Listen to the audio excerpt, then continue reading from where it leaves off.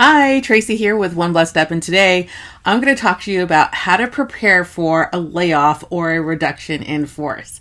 There is a lot of news going on right now about federal employees and losing their jobs and taking voluntary separation agreements, and then, of course, layoffs and reduction in force.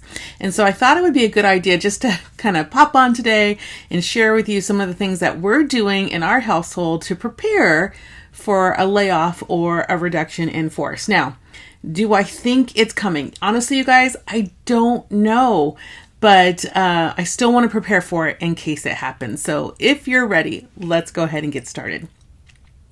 Okay, so as you may know, Lonnie and I both went through an very, very difficult Great Recession, as did many of you. So we're not alone. We know this. And it was a really, really difficult time for us.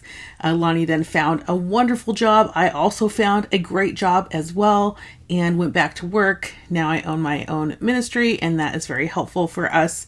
But again, Lonnie is the primary breadwinner of our family. So the things that are going on right now are concerning. And there are some things that we want to do just to kind of prepare for the eventual layoff. So I just want to share with you that currently he is employed. That's a good thing. And if he loses this job, it would be very devastating to him because he truly does love his job. He loves the people he works with. He loves the work that he does. He does a very good job. He's gotten multiple awards. He's gotten promoted. He is loving his job, but that doesn't mean that he will get to keep his job. It always just depends on, it seems like lately it doesn't seem like there's a lot of rhyme and reason, but that's okay. The point is, when you know or you think that something might be coming down the line, it's important to prepare. We prepared the last time before he got laid off. We're going to prepare again.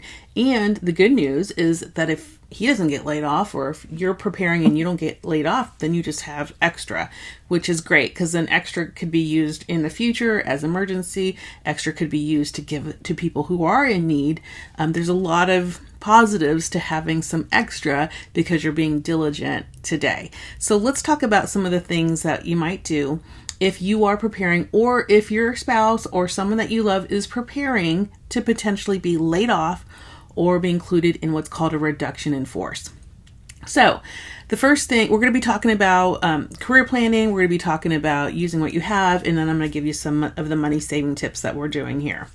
Okay, so the first thing is, I think you print out everything, well, that just shows my generation.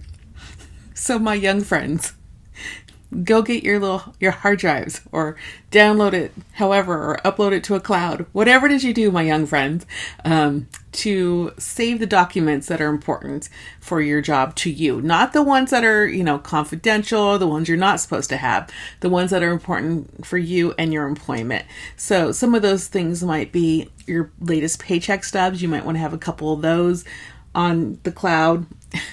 I'm always going to say print it out, but when I say print it out, that means, whatever method that is for you, jump drive, hard drive, the cloud, whatever it is. So, things like paycheck stubs are important to have, and also good in case you're going to file for unemployment with all the stuff that's going on in Office of Personnel Management.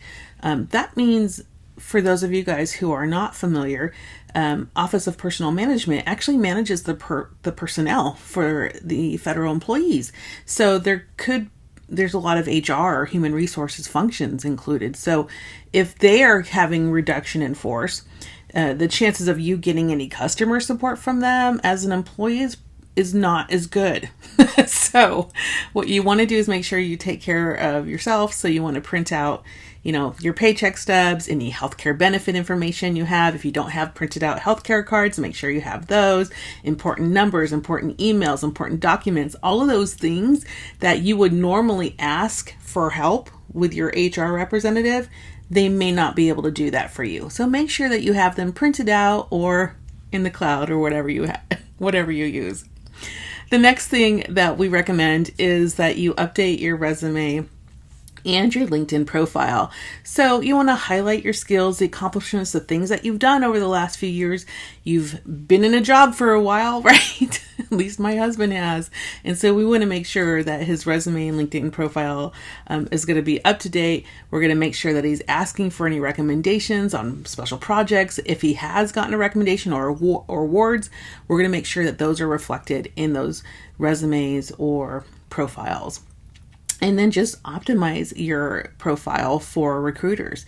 So if you just kind of go through it and make sure that if you're looking to be, an industrial engineer or, a Forest Service person or, IRS agent, that you have all of those things in your resume that make it easy for recruiters to find you. So think about what those keywords are, think of what those key skills and traits are, and make sure that you have that in your profile and in your resume, as long as you do have those things. So make sure that you're being absolutely truthful.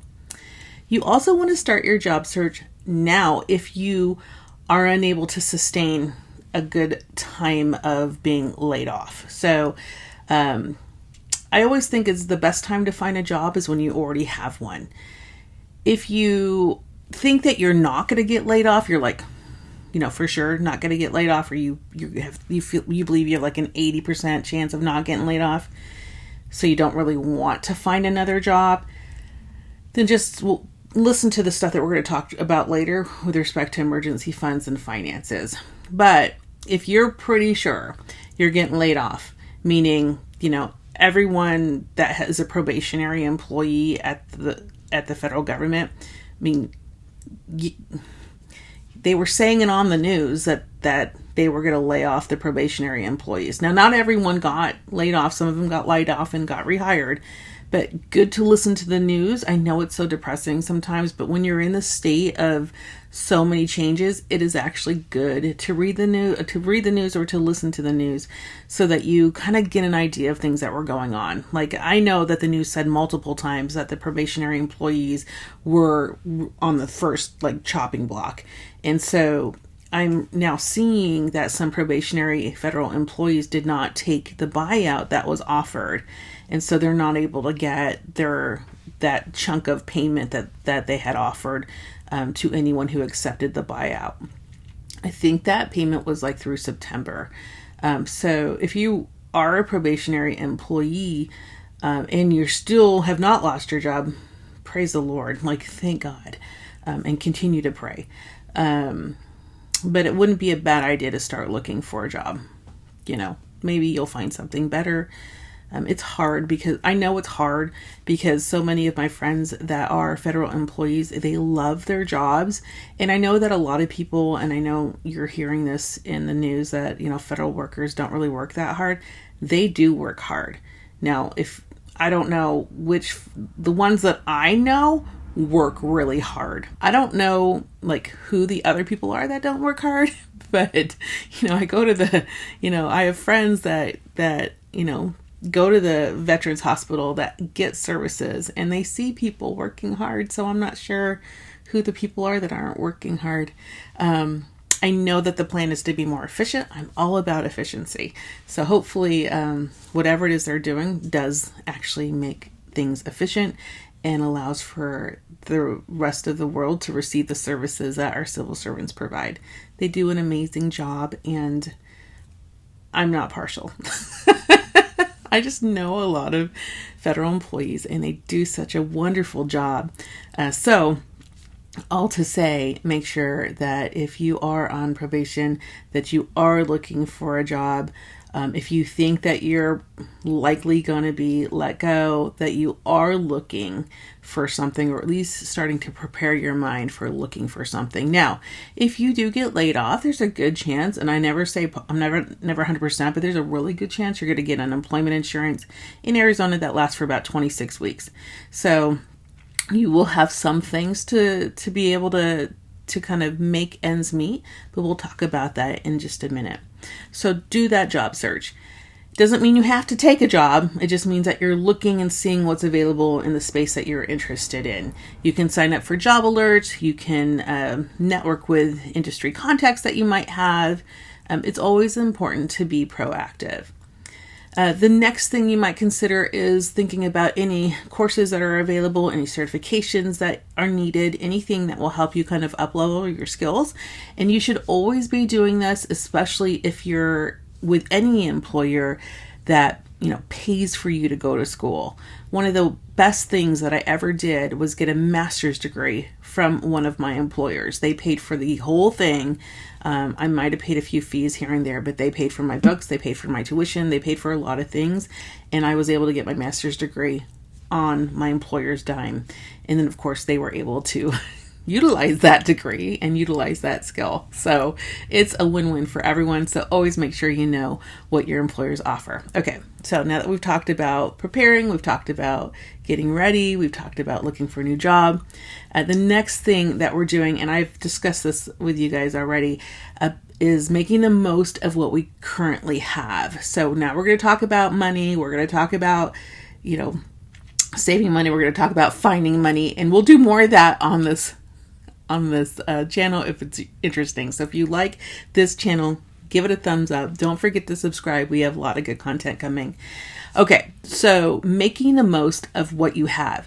So the first thing that Lonnie and I do is we start to declutter things. Now, we have been together for decades and we have had a house for decades. And so sometimes you kind of accumulate things that you kind of like, but you don't really use and you haven't used for like a year or two.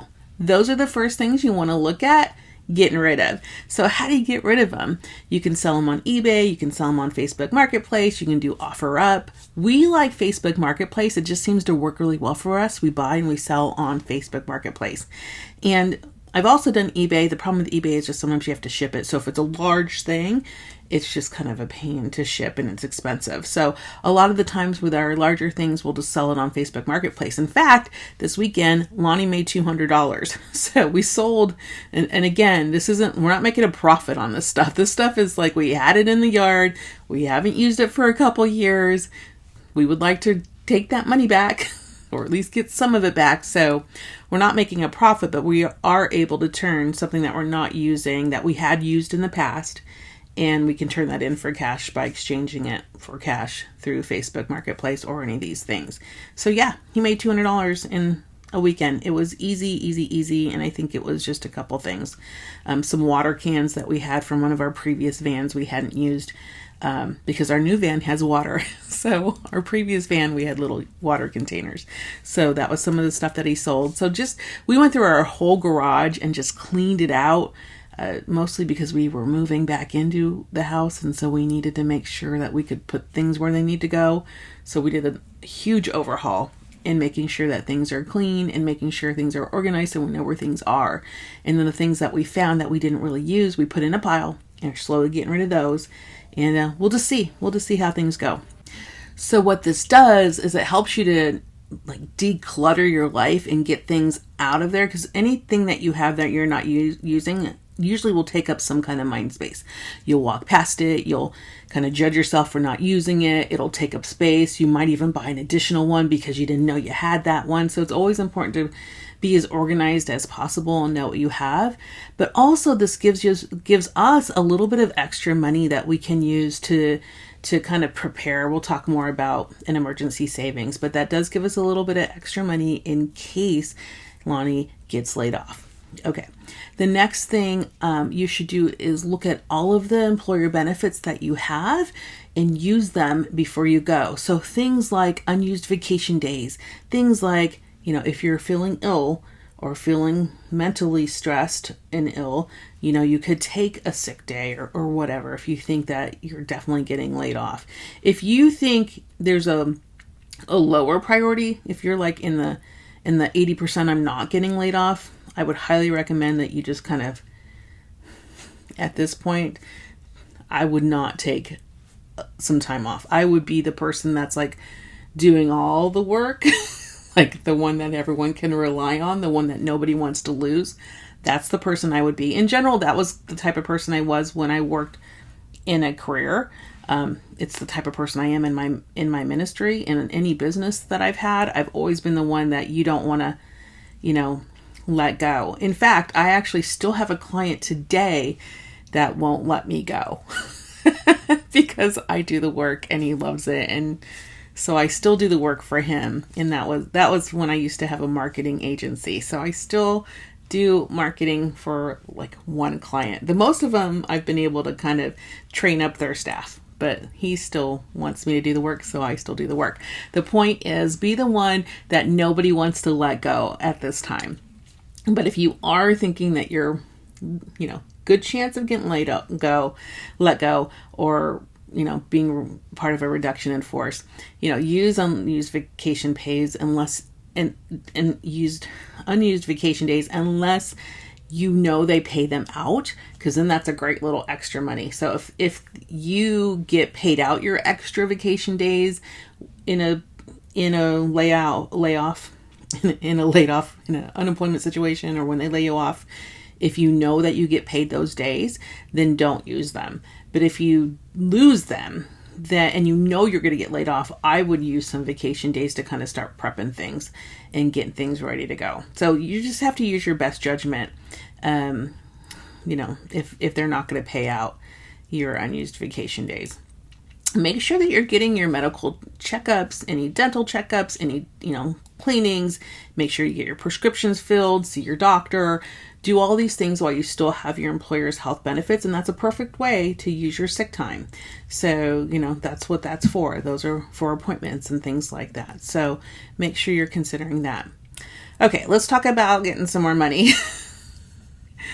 You should be thinking of alternative income sources. So I have some very, very creative ways to find money. I will share that with you in the future right now. So subscribe, don't forget. But right now I'm just going to give you some basic ones. So some of the ones that I like to do is like turn a hobby into a side hustle. So things that I love to do. So if I love, painting, I can teach people how to paint. If I love line dancing, I could start a YouTube channel and talk about line dancing. I'm not that great at it, so we'll see, guys. I don't think it's going to happen, but it might. If I love to cook, I can cook for someone. If I love to raise chickens, I can get some eggs and start selling them. You can make some good money off of eggs these days. Egg prices are crazy. Let me know in the comments how much it is for a dozen of eggs. I have paid up to I have paid $7 for 12 like standard eggs, large eggs. That was the most money I have paid so far. I will tell you, I was at Trader Joe's the other day, and they would allow you to buy one, and the jumbo eggs were cheaper than the large eggs. So watch prices, guys. Just because they're the jumbo doesn't mean that they're going to be more expensive. Just watch the prices. So all to say, turn a hobby into a side hustle. So if you like playing with dogs, go, on Rover and be a dog walker or a dog watcher. There's a lot of different ways. You could turn a spare room into an Airbnb room. You could do things like Uber or DoorDash or, WAG or Pet Setter. What is it? Rover. I think it's called Rover. But you could do those gig jobs and make a little bit of money as well.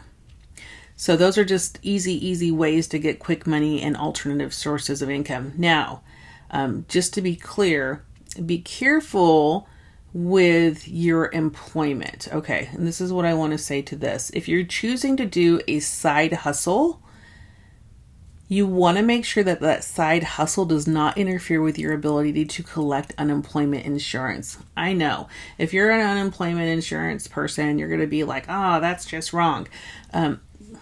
Okay, I don't know what to tell you, but if you are working a career job, the chances of you getting more unemployment per week than if you're working a gig job, honestly, I would work my career job, get laid off, collect my unemployment, understand what I could actually do without getting a reduction in unemployment money.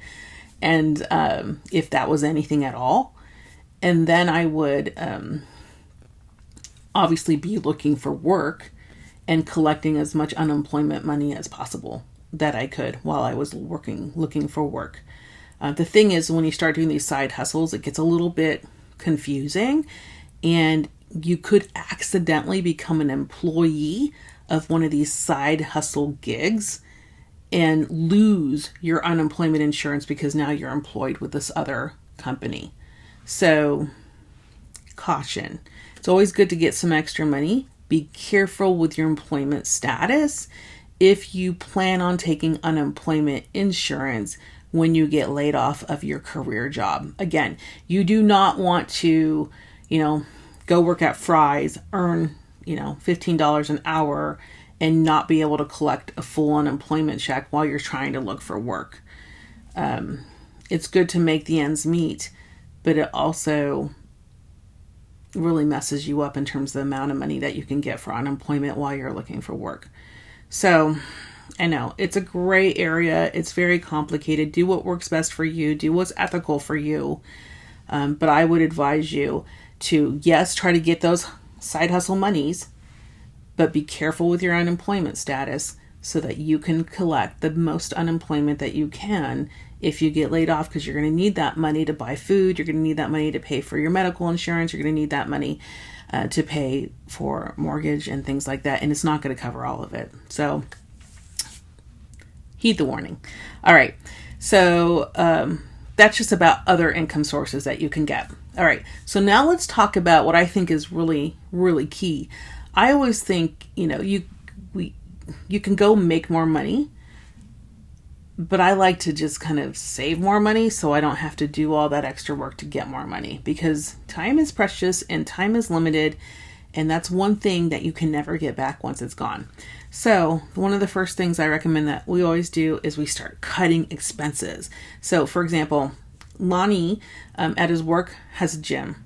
So we cut his gym membership. So that was $25 a month immediately that we don't have to pay. So that's a good thing. So you want to review your gym memberships. You want to review your subscriptions. When it comes to my subscriptions, I have like our Netflix or Paramount Plus or whatever we have. I have no problem turning a subscription on and then turning it off when I'm done watching it. Of course, my kids like to watch some things, so then I have to kind of work it out with them. Unfortunately, I've not been able to do that with Netflix because they like the Netflix. But I have been able to do it with things like in HBO. I get it for a month. They watch everything they want. I turn it off. Stars, same thing. Get it. Peacock, get it for a month. Turn it off. And when I'm getting it for like a month, I don't do the ads. We just binge and then we're done. So, but I will tell you that if you have like a Walmart Plus subscription, which I love, you could cancel that, but that also includes a Paramount Plus subscription. So it kind of works out. So consider like just canceling any subscriptions you're not using, any gym memberships you're not using or can't use or don't want to pay for. Any meal kits you get. I know a lot of you guys subscribe to meal kits and subscription boxes. Things, just cancel what it is that you don't need or don't enjoy or are not using. That doesn't mean you cut out all the wonderful things in your life. Keep the things that, help you grow a relationship with the Lord. Keep the things that make you smile. Keep the things that bring you joy, because you still need joy and you especially need it during this very difficult time. You want to also maybe consider preparing your meals. This is one of the things that, I'm not great at, but I'm working on and I'm doing a lot better at. So if you want to see that journey, let me know. It's kind of a hot mess, but I'm doing better at it. But we haven't ordered takeout in a while. So, we're just going to continue to make meals with what we currently have in this house. And I have a lot, I buy canned goods, I store them, I rotate them. So I can go through all those canned goods. I prepare, beans so that we don't have to buy them in a can because it's so much cheaper if you prepare it ahead of time. We're going to use those and then I'll prepare more. So it's just about reducing the cost of everything. Even my dance class now is $20 a year. If I want to go to Fridays, it does add another $3. But I don't mind paying that $3 because that girl needs to get paid. So I'm paying her that extra $3 a session on Friday. That just works out to be about $15 a month. So Honestly, it's a steal for dance lessons at $15 a month. Usually if I go to one of the fancy places, it could be $25 a session. So $15 a month is cheap. I go Monday, Wednesday, Friday. So just look at what you're spending and find out if you can spend less for the things that you love. Keep the things that you love, cancel the things that you don't need to use to save the money. All right.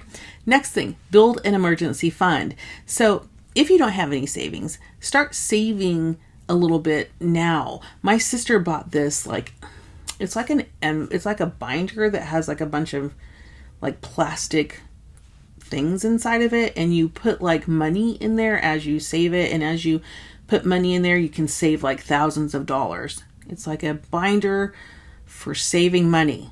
Now that's a wonderful way to do it. I used to do envelopes, so I would get, a little envelope, and then I would, put my money in there, and then that would help me to save money. So I used an envelope. Nowadays they have all kinds of fancy things. So just, as you're selling things from Facebook, from your garage that you're not using, you can start taking that money and putting into an envelope so that you have this emergency savings. And, if that envelope gets a little large, put the money in the bank account, just don't spend it. You can even open up another savings account so that you're not spending it. Make sure that you have that emergency fund. Usually 3 to 6 months is pretty good. If we're in kind of like a recession or depression, you want to get, up to 12 months in there if you can, of expenses, of like necessary expenses. I'm talking mortgage, I'm talking food, I'm talking utilities, like just the basics. Doesn't even include clothes. You're just going to wear your clothes till they wear out. So make sure that you have that expenses. The next thing I would recommend you doing is negotiate any bills that you have. So call your phone, call your internet provider, call your insurance providers. Every year we save money on insurance because our broker goes out and makes sure that we save the money. He'll come back every year. He says, these are what your rates are. We say, can we get it cheaper? And then he looks and he tries to do his best to find us cheaper. And he does a really good job. Every year, the first thing he comes back with, usually by the time he looks again, it's cheaper. So, I don't think there's been a year where he says it wasn't cheaper when he came back the second time. So he does that work. Now you can do that work as well. If you don't have a broker, brokers are usually paid by the insurance provider. So, but if you don't have a broker, then just call and see if you can't get things reduced. Make sure your coverages are good. Make sure your coverages are exactly what you want and need. But then, shop the insurer. See if you can't get something cheaper from somewhere else. If you do go with somewhere else that you're not familiar with, make sure you check them out. Make sure that you have, looked at their Better Business Bureau. Make sure that they are legit and a good insurance company. Because the last thing you want to do is not have a job, have a problem, need insurance, and then your coverage isn't there, or the guy that sold you your coverage isn't there. So make sure that you are doing your due diligence there. You also want to see if you can qualify for any hardship. So this is where things get really complicated. So once you lose your job, you are collecting unemployment. That is when you go and you start asking, are there any hardship programs that I can be a part of? I worked for the Department of Economic Security for many years, and there are many programs that are available when you do face hardship. They're hard to take because sometimes our pride gets in the way. But they are available to you if you are facing hardship. Some of those things are like the food bank. Some of those things are supplemental nutrition assistance programs. There are so many different programs. So just look around you, look at your city, look at your state, look at your community, look at your churches. Are there any hardship programs that you can be a part of that will help support you in this time of need? So just look around. They do exist, and I know it's hard to take those. Sometimes we do things that are hard. All right. The next thing that I suggest that you do is avoid new debt. So, when you've lost your job, it's hard not to accumulate the debt. But try not to. Do the best job using the things that we talked about. getting the help that you need, getting the hardship help. Oh, another thing with hardship help, if you have a 401k, there are some things that you can use it for hardship. It's difficult, but there are. So if you want to learn more about that, let me know. I'll do a whole video on that. It's very difficult, but it can be done. All right. So, and I'm not a financial advisor, just so you know. I'm just a girl here in my garage talking to you about preparing for a layoff. So, I'm just doing the best I can to help maybe encourage you or show you something that will benefit you in any way. So, while you still have a job, don't go out and buy the latest, handbag or the latest, Lululemon thing. Just stop buying things. You don't need them. If your Lululemons don't have holes in them, you can still use them. If your shirts are not completely stained, you can still use them. If you have to go out and buy new clothing, you could try secondhand store. I have lately enjoyed an Amazon haul where I think I got this for like $2. So you can find ways to clothe yourself that are a lot cheaper. Just don't rack up the debt. So do your best not to add anything more to your credit card if you can avoid it. And then also make sure that you are creating, well, this is kind of optional, but something that we do in our family is create a tiered plan for risk mitigation. What do I mean by that? I could go, again, a whole video on that, but real briefly, what I mean is that I start planning out, if this happens, this is what we're going to do. If this happens, this is what we're going to do. So, for example, if Lonnie gets laid off, this is the first thing that we're going to do.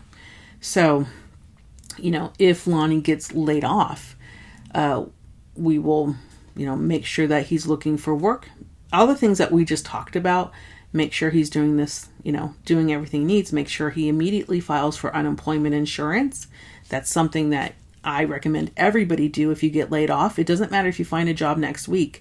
You apply for unemployment insurance now. Most of the time they have a 1 to 2 week waiting period, so you're not going to get paid for 1 to 2 weeks anyways. But you file now, and then, if you found another job, don't worry about it. They'll send you money. You say, oh, I don't need it. You can send it back. They're not going to send it to you unless you qualify for it. And by qualifying for it, a lot of times you have to, get on the computer or get on the phone and answer questions to make sure that you qualify every week. In Arizona, you have to do it every week.